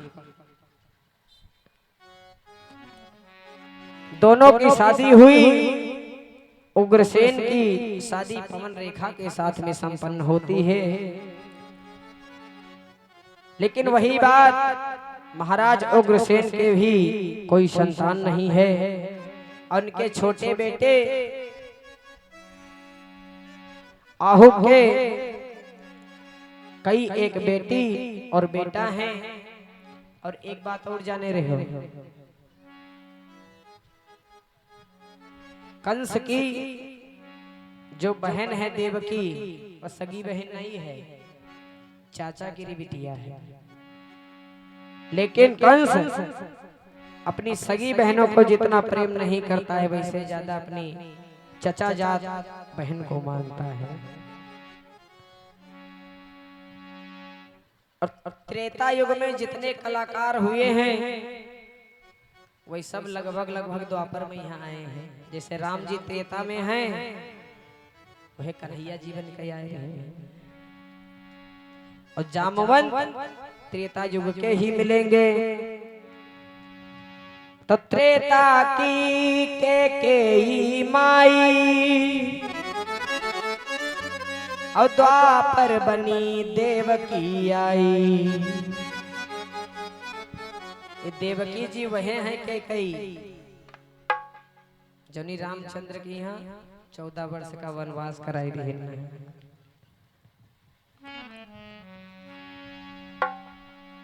अब पवन रेखा बहुत परेशान है कि हमारे कोई संतान नहीं है। महाराज उग्रसेन बहुत समझाते हैं कि देवी, अरे तुम्हारी देवरानी है, हमारे छोटे भाई के जो लड़का हैं, बिटिया हैं, वो हैं तो हमारे तुम्हारे। तो पवन रेखा कहती है, मानने को तो मैं अपनी मान लूं, लेकिन महाराज अपन अपने होते।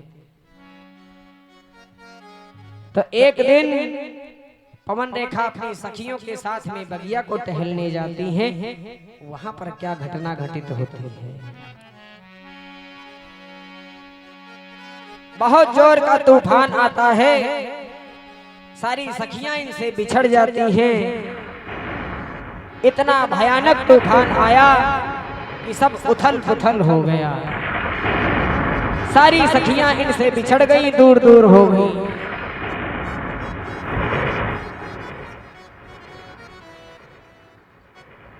और जैसे ही जब बादल छटे, तब क्या हुआ, एक द्रुमलिक नाम का राक्षस वहां पर आता है। और त्रेता युग में ये कालनेमी यही बना है। जब भगवान लक्ष्मण को शक्ति लगी है और हनुमान जी संजीवनी बूटी ले गए हैं, और बीच में जो साधु का वेश बना करके हनुमान जी का मार्ग रोकता है, वही कालनेमी आज द्वापर में द्रुमलिक नाम का राक्षस बन करके आता है। द्रुमलिक नाम का राक्षस आया और उससे बोलता है कि देवी तुम डरो मत। और आवा है तो अपने वेश बनाई आवा है, उनके पति के वेश में बन के आवा है कि पहचान ना पाए हमें। उनका लगा कि हमारे पति देव हैं। बोला ओ प्रिय रुदन मत कर, अरे हाजिर है तेरा रखवाला,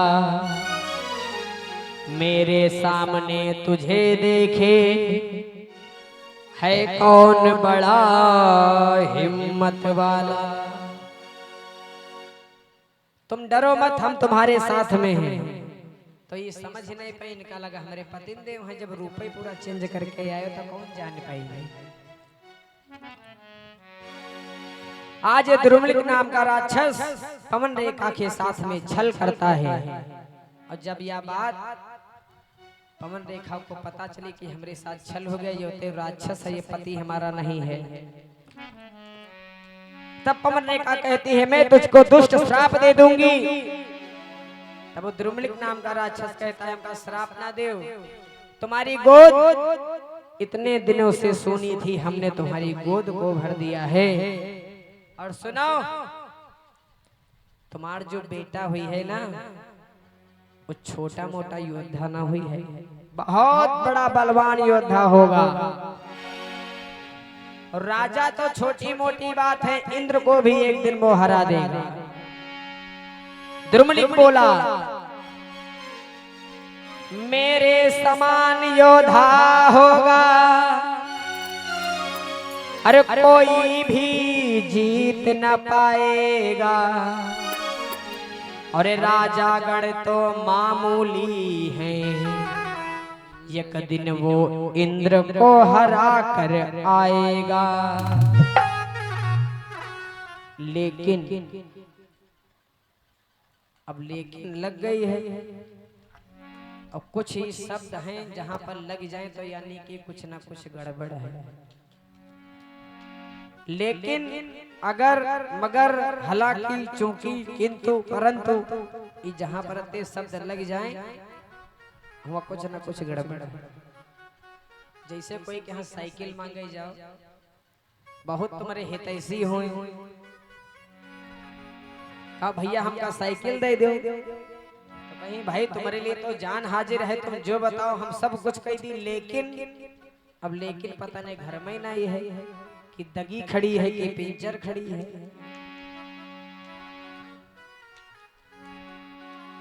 तो द्रुमलिक राक्षस कहता है कि एक दिन वो इंद्र को हरा करके आएगा। लेकिन यह है कि फिर बाद में वो भगवान के हाथों से मारा जाएगा।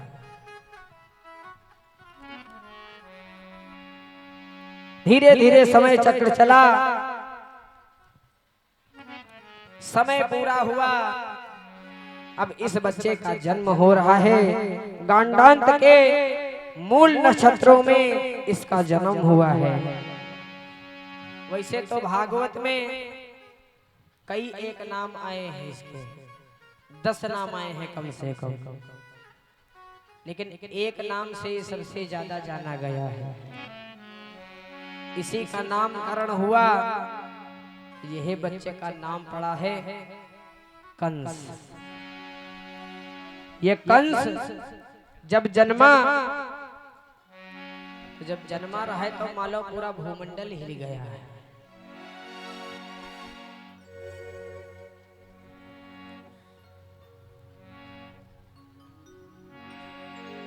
अब धीरे धीरे कंस बड़ा हो रहा है,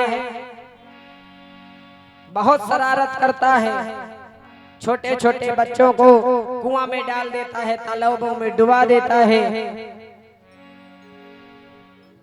और जब उग्रसेन छड़ी उठावत जाए के मम्मी के पीछे लुके जा, तब मम्मी कहती है मारो ना, तुम का हमारी कसम है, और मगर मार दियो भैया तब तो हमारा मरा मुंह देखियो। ये बताओ, भैया गलती करें, पिताजी छड़ी उठावें और मम्मी यूं कह दे तो बच्चा डराई कि उनका और सही मिली। यूं बताओ, बच्चा गलती करे तुरंत डांटो, मातारी डांटे, बापा डांटे, अब भाई सुल्ताना डाकू बनावे कहे तो कोई बात ही नहीं, तब तो कोई बात ही नहीं। जो शिकायत लेकर घर पर पहुंच जाओ तो उल्टे तुम 10 बातें सुने के मिले। घर से ही बच्चा बनता है और घर है से बच्चा बिगड़ता है। मान लिया लड़का कोई गलती कर दे, पड़ोसी बरहन लेके जाएं तो घर वाले का फर्ज का है कि बच्चे को अपने डांटे, और डांटे से ना माने तो खुद अपने हाथ से 2 थप्पड़ खींच दे। तो बच्चा कंट्रोल में है रही है कि अब गलती करबा तो फिर पिटाई होगी। और तुम पहुंचे तो भैया कुछ ही नहीं बोल पाए, तुम खुद ही उनके चढ़ी पड़े हो तो कहें दादा ना है जाओ शिकायत लेके। भाई ठीक है, 10 बातें हमें सुनने को मिली है।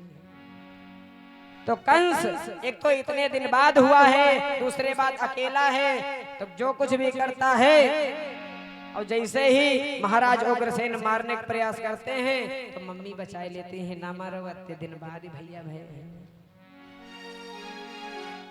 और हम तो कह रही बच्चन का दुलार करो, लेकिन कितना करो,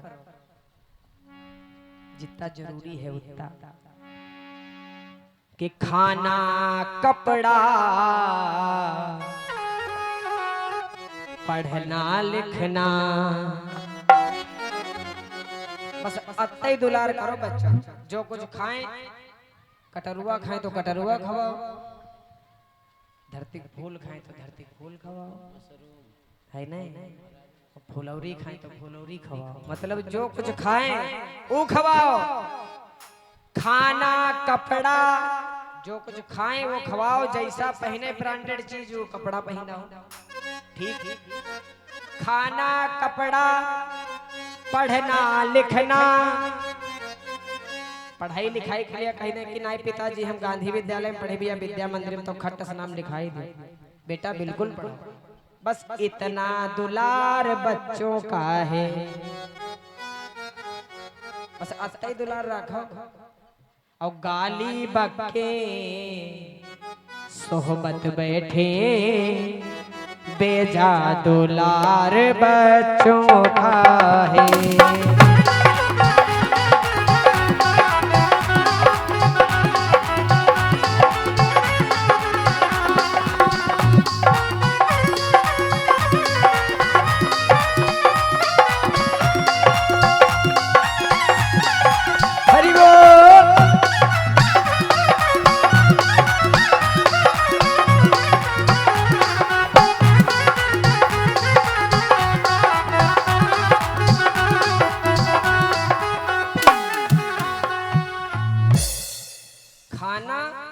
जौन खाए वह खवाओ भैया खाओ, कपड़ा जौन पहने कपड़ा पहनाई दो, ठीक?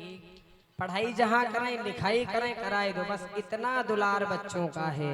और सोहबत बैठे यानी गंदे लोगन के बीच में बैठे या गाली बकें, बेजा दुलार बच्चों का है, यू दुलार ना करो बिल्कुल कतई, वरना फिर आगे पता है क्या होना है। अब ये भैया इतने दिनों बाद हुआ है, तो जिसको देखो उसको मारता पीटता है, किसी को तालाब में डुबा देता है, किसी को कुएं में डुबा देता है। और जब है महाराज उग्रसेन मारने का प्रयास करते हैं तो यह सामने से आके हाथ जोड़ते हैं कि ना मारो भैया, अकेले हैं, बहुत दिन बाद हुए हैं। अब बताओ बच्चन की जिंदगी बनी की बिगड़ी?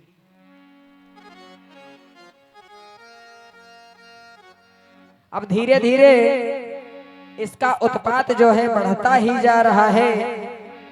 तो जब एक दिन बहुत ही ज्यादा उग्रसेन जी परेशान हो गए तो सोचे लगे कि अब ऐसा करा जाए,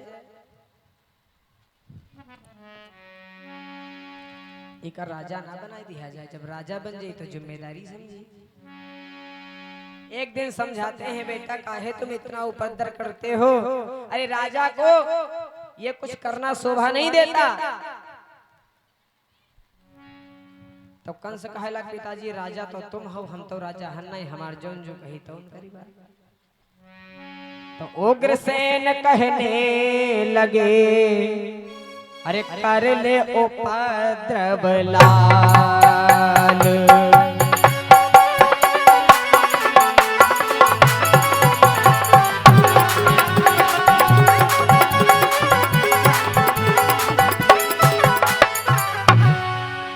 उग्रसेन कहने लगे कर ले उपद्रव लाल, और राजा होना चाहिए जनता का प्रतिपाल।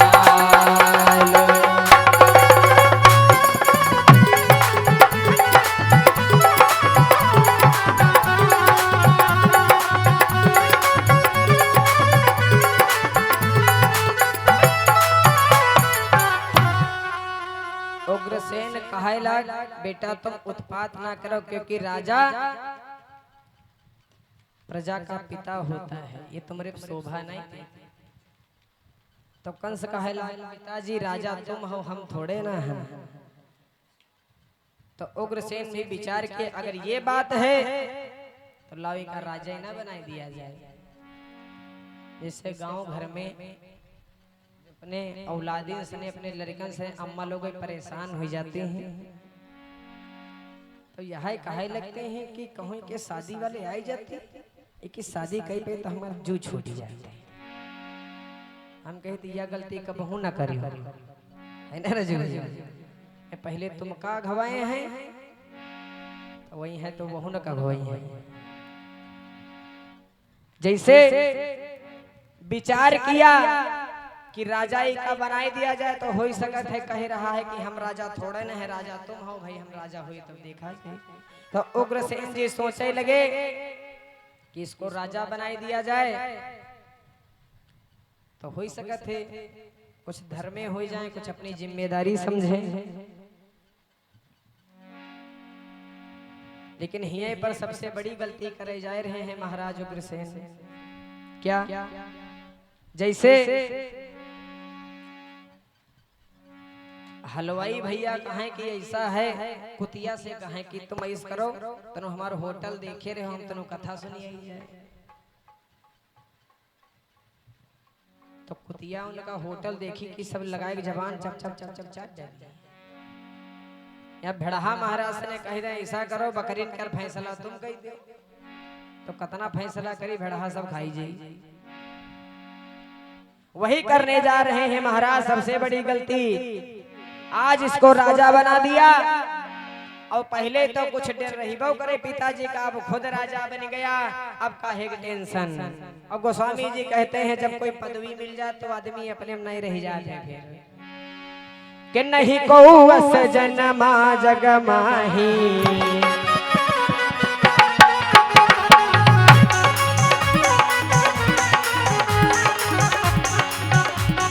नहीं को अस जनमा जग माही, नहीं को अस जनमा जग माही।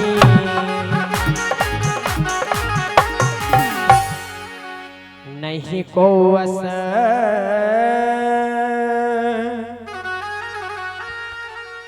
अरे जनमा जग माही, प्रभुता पाहि पाहि मद नाही। ऐसा कोई जन्मा ही नहीं जही का बात कोई पदवी मिले के बाद घमंड या अहंकार न आए जाए। तो अब इनका पदवी तो मिले गए, राजा बन गए हैं। तब इसने क्या किया, एक दिन चाणूर मंत्री के यहाँ बुलाई और कहे लगा एक बात बताओ, हम जवान भी हैं, छत्री भी हैं, सुंदर भी हैं, यार हमारी शादी वाले नहीं आवत है, का चक्कर है। तो चाणूर कहला तुम्हारा कर्म अत्ते नीक ही तोनु नहीं आवत है, कोई निरात ही नहीं है, तुम्हारे कर्म अत्ते बढ़िया है, यह के कोई शादी वाले नहीं आवत है, कौन अपनी बिटिया के यहाँ भारम झोंकी दे आई करे। अरे तो कंस ने कहा नाय कोई आए रहा, कोई बात नहीं, कोई अगर लड़की है तुम्हारी नजर में है तो हमें बताओ, नाय ऐसे नहीं के मन है तो चढ़ाई कर दे, जीत कर ले। तो चाणूर कहने लगा हाँ, और एक नहीं दो कन्याएं हैं बहुत सुंदर, कहाँ की है वो कन्या। तो चाणूर कहे लग वो है मगध देश के राजा जरासंध की बेटी हैं दोनों, एक का नाम है अस्ति और एक का नाम है प्राप्ति। लेकिन वो तुम्हारे साथ विवाह करी नहीं, चक्कर में रही न करे। तब कहे लगा कोई बात नहीं, लाओ सेना धावा बोल दो। तो एक दिन मगध देश पर धावा,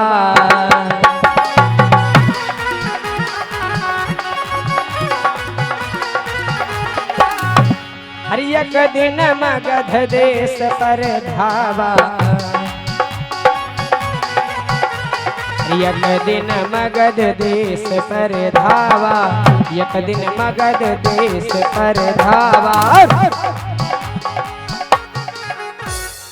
एक दिन मगध देश पर धावा। हर जरासंध कहीं जाए हरावा, जा करके चढ़ाई कर दी और जरासंध को हरा दिया और लेकर अस्ति प्राप्ति के यहाँ अपने रथ में बिठाया और चलने लगा। तब पीछे से जरासंध कहे लगा ऐसा करो, जीत तो लेवे की हो लेकिन हमारी एक शर्त है, ले जाओ अपनी बेटियन का, लेकिन वैसे पहले ये हमारी शर्त है वह पूरी कर दो। शादी के लगन होता ही ऐसे है, शादी का लगन ऐसे होता ही है, तुम कुछ करे कही दियो। जरासंध कहने लगा बताओ अपनी जरा शर्त हम भी तो सुने। जैसे ही आगे दाएं हमारे राकेश भैया लगन लाग रहा है तब है तो इतनी जल्दी शादी कही पूछबो नहीं करी, द्यारम करीन होती तो अब परिचय हो एक बार है तो कापता इनका कार्ड देख पड़ जाता, ज्यादा जल्दी आन रहा है। शादी की लगन होती ही ऐसी है, तो कहा लगा कंस की तुम वह शर्त बताओ हम उसका करीब पूरा जरूर। तो शर्त क्या है? कहला जो एक हाथी है, एक का नाम है भागवत जी में लिखा खवलिया पीड़, और यही का अगर या घोषा में तुम बेहोश कह दो तब तुम्हारी बिटिया को ले जाओ। तो कहला लइका आओ हाथी हम प्रयास तो जरूर करें। एक घुमाए के ऐसे घोषा मारा धड़ाम से, या कई में हो खवलिया पीड़ बेचित हुईगा।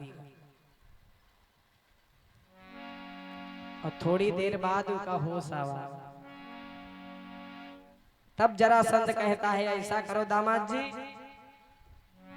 ये कबलिया पेड़ हाथी तुम लिए जाओ साथ।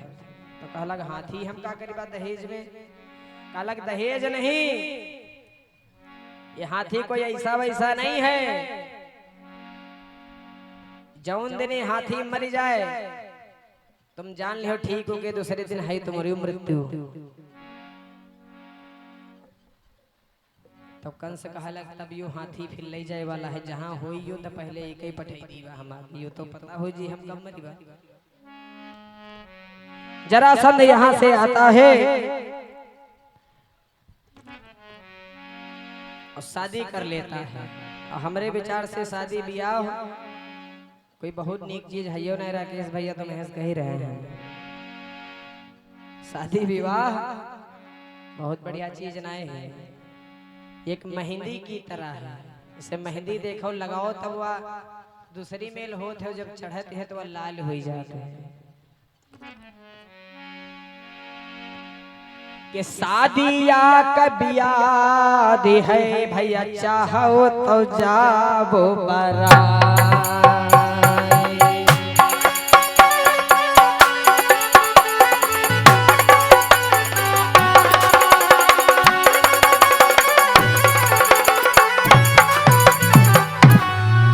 शादी या कबियाद है और चाहो तो जाओ बराय, और पाँव में बेड़ी पड़ती है या ढोल बजाए बजाए।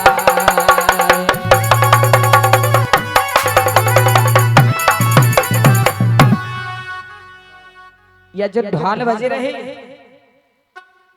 या अम्मा लोग खूब बजाए बजाए, पावन में है बेड़ी डरवती है। और जो साजिंदा आवत है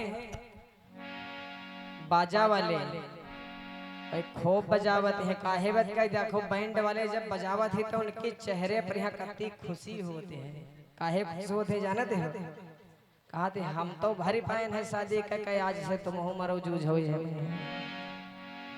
हमारी जिंदगी जैसे नरक हो गए ऐसे तुम्हारी आवाज सनी या नाथ परी जाई, कोई बार जाए वाले नहीं है।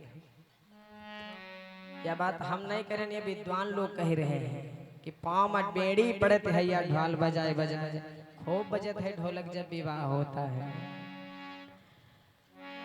आज आता है कंस शादी करके अपने महलों में वापस,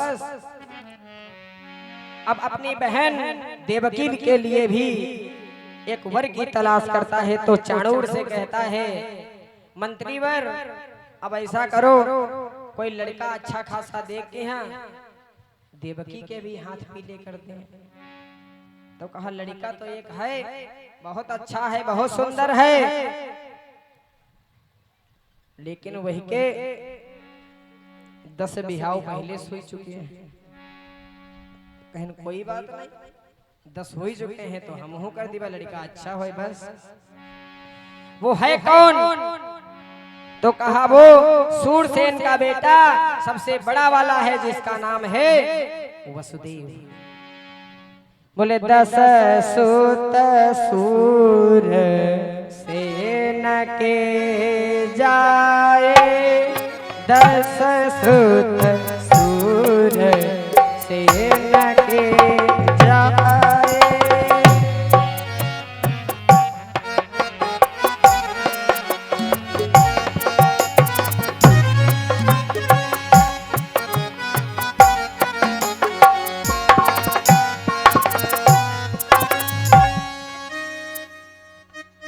10 सुत सूरसेन के जाए और जेठे सुत वसुदेव कहाए।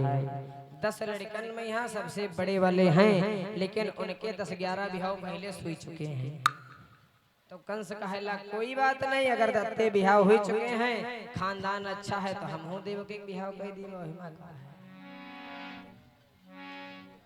कंस आया और सूरसेन जी से बातचीत करता है।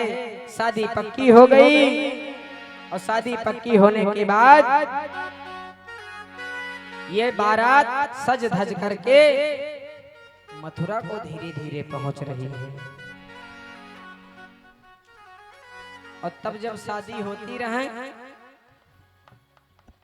तो बहुत दिन तक बारातें रुकती रही। हमका तो देखा कि मिला नहीं, हम तो दिन है वाली और रात वाली जानी थे, वही के आगे वाली जानते ही नहीं। लेकिन हमने सुना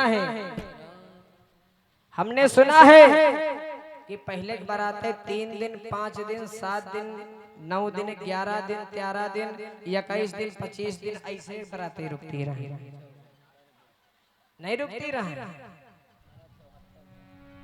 अब यूं सब तो छोड़ो, राम जी की बारात जाने को कितने दिन रुकी रहे? बहुत दिन राम जी की बारात रुकी रही।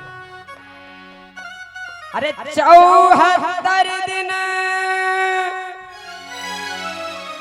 टिकी बाराता,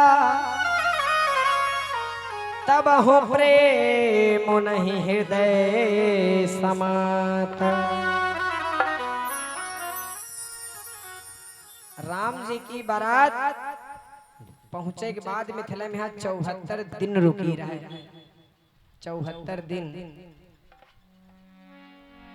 आवाज काले राजू भैया 74 दिन नहीं रुका तो बहुत ठीक है। रात भरे मोले पर 2-4 पाई जाते हैं, इंग्लिश भी पाए गए हुआ झगड़ा भवा तो सुबेरे खाली दुल्हे महोदय हुआ मिलत ही मौके पर आके सब फरार हो जाए। सूख लगता चलत है हुआ कईयो बरातन भावा है। याग बरातन टमाटर चले रहा तो जतने सफेद वर्दी पहन के रहे सब लाल आए रहे। तो बहुत बढ़िया है कि अब याके दिन वाला ठीक है, और याके दिन में तो पाई जाते हैं पावे वाले 2-4 ठो। और ना मानो तो भगवान रामचंद्र जी की 74 दिन बारात रुकी रहे। तो हमरे कहे से तुम 74 घंटा खाली रोक लो। मान लिया 100 बाराती गए हैं तो 50 ही घूम गई हैं, बाकी उधर सीताराम हुई जी हैं। काहे जैले पार्टी 2 रहती हैं तले तो व्यवस्था ठीक, और जहाँ तीसर पार्टी वही वहां पहुंचती थी तब गड़बड़ हो जाती। अब तीसर पार्टी है कौन? एक होता है बाराती और एक होता है जनाती, यह 2 पार्टी। और तीसर पार्टी है खुराफाती, वह जब पहुंचत ही पी कर तब सूख लगता चलत है। तो हमरे विचार से नहीं रात वाली बारात ठीक है, और 74 दिन वाला मीटर वगैरह आ जाए बाराती उधर से थोड़े बारे यही है घूम के हैं। तो 74 दिन टिकी बाराता, और तब हो प्रेम नहीं हृदय समाता। तो ये बारात सज धज करके वसुदेव जी की मथुरा जी को पहुंच चुकी है। अब एक कथा कि हाँ हम यहीं पे विराम कर रहे हैं। शाम की बेला में भगवान कन्हैया का जन्म भी होना है। और सब लोग आज की रात में यहाँ जरूर आयो, कल भले ही नहीं काहे आज भगवान कन्हैया का जन्म होना है। बड़ा सौभाग्य का दिन है जो भगवान का कन्हैया जी का जन्म हम आप बड़े धूमधाम से मनाएंगे और गाएंगे। और कुछ विशेष बातें हैं इसमें कि भगवान कन्हैया भादव के ही महीने में क्यों आए, चाहती तो कोई महीना चेंज कर ली होती। और भादव के महीने में आए तो दिन बुधवार ही क्यों था, और दिन बुधवार ही था तो नक्षत्र रोहिणी ही क्यों है, और रोहिणी नक्षत्र है तो भगवान आधीन रात के यहाँ का है आए हैं। ये सारी चर्चा बहुत ही सुंदर चर्चाएं होंगी, ये सब सीखने योग्य बातें हैं। इसीलिए हम प्रयास कर रहे हैं कि आप सभी लोग भारी से भारी संख्या में पधारेंगे। भगवान का हम और आप सभी लोग मिल करके खूब धूमधाम से जन्मोत्सव मनाएंगे। बोली भक्त वत्सल भगवान की जय, बोली हरे के सहारे की। तो ये आरती का भी समय हो रहा है क्या हो गया है। दोबारा प्रभु का पावन नाम लेते हुए आरती और प्रसाद लेकर आप सभी भक्तजन जाएंगे। और फिर एक बार आपसे कहना है कि आज की रात जरूर आयो, ये समझ लो हम पंडित जी खुद कह रहे हैं। और कल हम कोई बोलेबा नहीं, कल अपने मन से आए। क्यों? भगवान का जन्म बहुत विशेष माना गया है। तब नहीं रहे जब भगवान पैदा भे रहे हम लोग, तो कम से कम कथई के माध्यम से उनका झूला झूला ठीक है ना। हाँ तो सब लोग आइएगा। तो आइए एक छोटा सा भाव गुनगुनाते हुए फिर आरती प्रसाद लेकर आप सभी भक्तजन अपने अपने घर को प्रस्थान करेंगे। श्री राधे गोविंदा, श्री राधे गोविंदा, मन भजले हरि का प्यारा नाम है। श्री राधे गोविंदा, मन भजले हरि का प्यारा नाम है। श्री राधे गोविंदा, सभी लोग ताली बजाते हुए सभी लोग जय हो।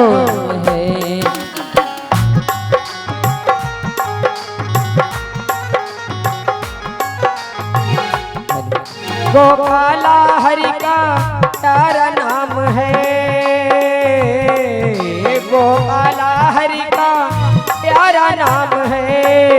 श्री राधे गोविंदा, मन भजले हरि का प्यारा नाम है।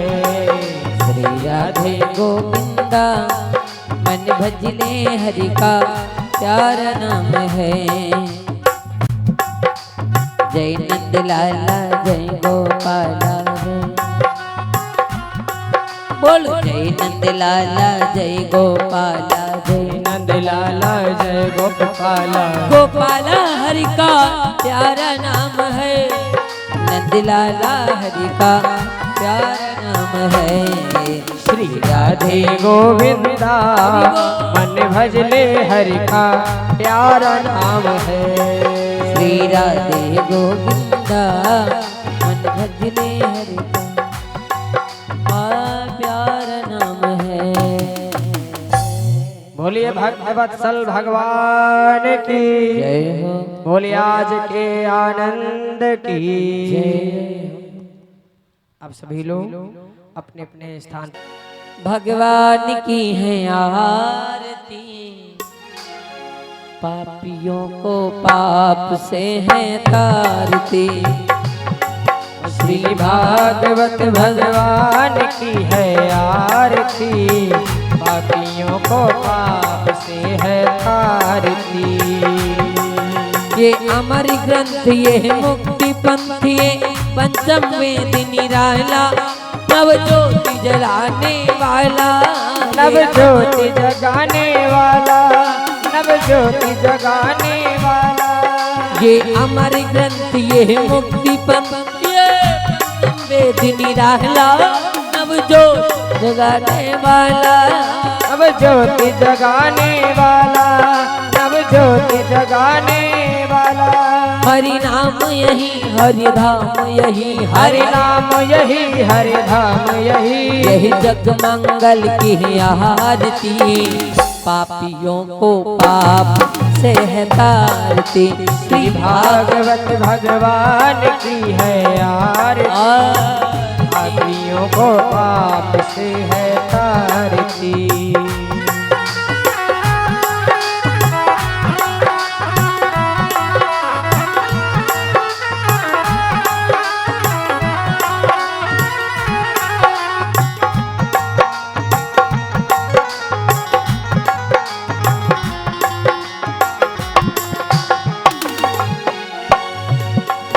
ये शांति गीत पावन पुनीत पापों को मिटाने वाला, हरि दर्श कराने वाला, हरि दर्श कराने वाला, हरि दर्श कराने वाला।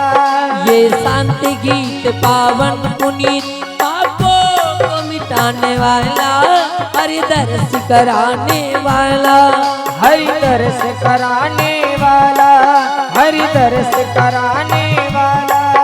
या सुख करनी यह दुख हरनी, या सुख करनी यह दुख हरनी, श्रीमधुसूदन की आरती पापियों को पाप से है तारती। श्री भागवत भगवान की है आरती, पापियों को पाप से है तारती। ये मधुर बोल जगपंथी खोल, सन्मार्ग दिखाने वाला, बिगड़ी को बनाने वाला, ओ बिगड़ी को बनाने वाला, बिगड़ी को बनाने वाला। मधुर बोल जगपंथी खोल, सन्मार्ग दिखाने वाला, बिगड़ी को बनाने वाला, बिगड़ी को बनाने वाला, बिगड़ी को बनाने वाला। श्री राम यही घनश्याम यही, श्री राम यही घनश्याम यही, यही जग मंगल की आरती पापियों को पाप से है तारती। श्री भागवत भगवान की है आरती, पापियों को पाप से है तारती। श्री भागवत भगवान की है आरती, पापियों को पाप से है तारती। श्री भागवत भगवान की है आरती, पापियों को पाप से है तारती। कर्पूरी गौरम करुणावतारम, संसार सारम भुजगेन्द्रहारम, सदा वसन्तम हृदयारविन्दे, भवं भवानी सहितं नमामि। त्वमेव माता च पिता त्वमेव बन्धु च सखा त्वमेव विद्या द्रविणं त्वमेव सर्वं मम देवते। हरे रामा राम राम हरे हरे, हरे कृष्णा हरे कृष्णा हरे हरे, हरे राम राम राम हरे हरे, हरे कृष्णा कृष्ण कृष्ण हरे हरे, हरे रामा हरे हरे कृष्ण कृष्ण हरे हरे, हरे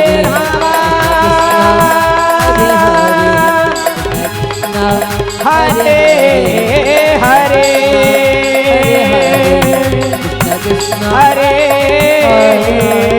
हरे हरे हरे। बोले वृंदावन बिहारी लाल की जय हो, श्री हनुमान जी महाराज की जय हो, आत्यानंद की जय हो। भोलेनाथ भगवान की।